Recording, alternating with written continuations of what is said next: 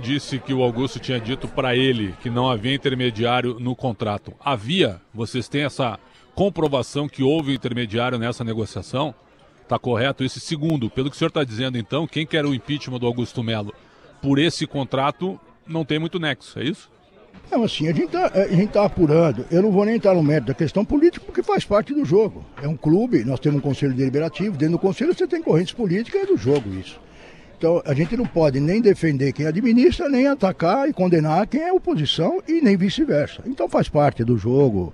Eu, como presidente do conselho, tenho que entender tudo isso, que é um jogo que faz parte. Agora, tecnicamente, o que a gente está apurando é quando começou esse contrato, quando ele foi rascunhado, quando ele começou a ser construído dentro do âmbito da administração, se havia intermediário ou se não havia, porque no começo as notícias que circulavam é que tinha um contrato e à parte tinha um outro contrato com intermediário. Depois circulou informações que tinha um contrato sem intermediário e depois encaixaram o intermediário. Isso o Conselho, através da sua comissão, já viu. Não existe. O que nós temos de claro e já apurado é que o contrato iniciou com o intermediário. Inclusive, uma minuta que nasceu para esse contrato já tinha o campo de patrocinador master com o intermediário, dados em branco que foram construídos em 2, 3 dias, porque era uma gestão nova e não queriam vazar os dados. Isso nós temos comprovado já. O contrato já nasce com o campo de intermediário. Agora, Tuminha, por que intermediário num negócio que em tese é tão fácil você... O Corinthians bem, as empresas batem na porta do Corinthians em busca de um negócio. Por que a prática do intermediário para tentar trazer dinheiro para o Corinthians numa ação que, em tese, é muito fácil de se conseguir? Por que o Conselho e a estrutura do clube autorizam um negócio como esse que pode dar problema como está dando? Não, perfeito, eu concordo com você. Nós estamos, inclusive, eu nomeei uma comissão de reforma estatutária. Nós já colhemos as propostas dos conselheiros, dos associados através dos conselheiros, já fizemos uma audiência pública inédita na história do Corinthians. Nunca se ouviu os associados diretamente em audiência pública. Nunca se ouviu as torcidas organizadas. Eu lembro que antes de ser candidato, ou antes de me eleger presidente do conselho, eu fui para um debate que o outro candidato não apareceu, mas eu falei para o Prétio. E até me expus, porque se fazer um debate sozinho, estava sujeito a apanhar, e apanhei bastante, mas me comprometi. Falei, esse debate de torcida organizada, votar, não tem que ficar na imprensa. Quem tem que debater é o foro competente. Nós vamos levar para dentro do conselho. Quem vai decidir é o conselho e depois a Assembleia Geral. E nós estamos fazendo isso lá. Então, essas questões têm que ser revistas no estatuto, se for o caso. Agora, essa pergunta era difícil de ser respondida, mas ela pode, inclusive pela Vaidbet.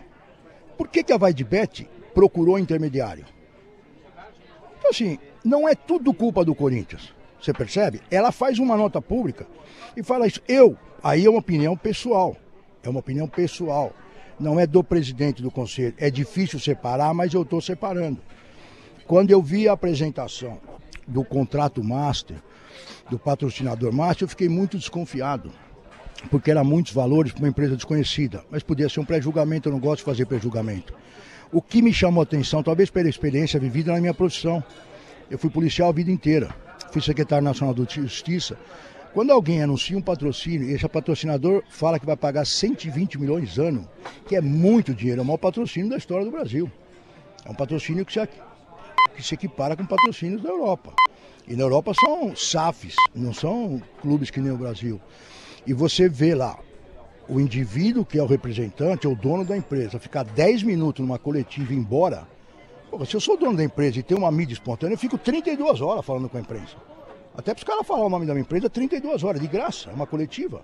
Falamos sobre isso no dia, viu? Capelães falou no dia. Isso. Falei muito foi e apanhei. criticado quando falou isso. Fui muito criticado por ter falado isso. De graça? Sou o dono da marca, o quê?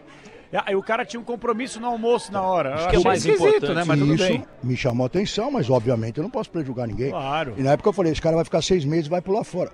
Infelizmente coincidiu 6 meses. Quando ele alega que está saindo porque o intermediário está sob suspeita, mas ele fez uma nota dizendo que o intermediário que levou no Corinthians foi esse cara e ele não conhecia o Corinthians. Como não conhece o Corinthians? Para chegar no Corinthians é fácil, você não precisa nem botar endereço, põe Corinthians. Qualquer aplicativo de endereço, ele te dá o caminho. Ô doutor, são duas perguntas bem rápidas. Eu só queria poder entender, quem mentiu na história então?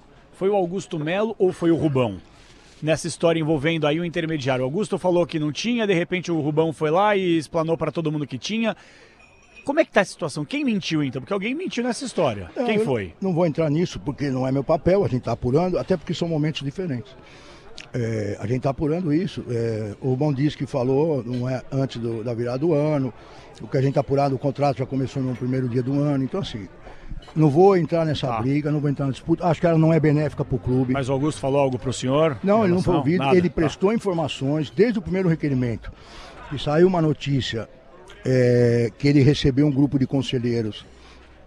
E os conselheiros falaram que ele falou que não tinha intermediário. E mandaram para mim um requerimento dizendo que um jornalista falou que tinha intermediário. E para esses conselheiros ele falou que não tinha intermediário. Apesar do requerimento que eles terem feito não conter as assinaturas necessárias, não está dentro das normas estatutárias, eu por uma questão democrática, de transparência, e por ser meu papel sempre foi de buscar as informações, até em respeito a todo o conselho, pedir para ele prestar os esclarecimentos, até para dar o direito dele de falar, se tem informação de alguns conselheiros numa conversa informal. Se tem uma informação do jornalista, que eu respeito toda a imprensa, o jornalista publicou, ele publicou porque alguém falou, então está tudo certo, eu não tenho nenhum problema com a imprensa. Posso discordar de uma notícia, mas faz parte, a imprensa está aí para noticiar e dar informação. Se você achar que está errado, contesta, vai lá, pede espaço e se defende. Quando isso aconteceu, eu pedi para ele esclarecer. E ele prestou o esclarecimento. Depois teve uma reunião no conselho que ele ficou à disposição lá. Então, assim, as informações estão sendo coletadas. Depois a gente vai fazer um relatório e as coisas vão vir à tona. Então, assim, eu não vou ficar fazendo esse debate. E depois, se o Rubão quiser, ele vai falar na comissão. Não tem nenhum problema. Só que eu não vou fazer porque, assim, eu não quero. A gente não protege ninguém, a gente não acusa ninguém, o conselho apura as coisas. Eu não vou deixar, um debate público sangrar o clube institucionalmente. Agora, através do conselho, então.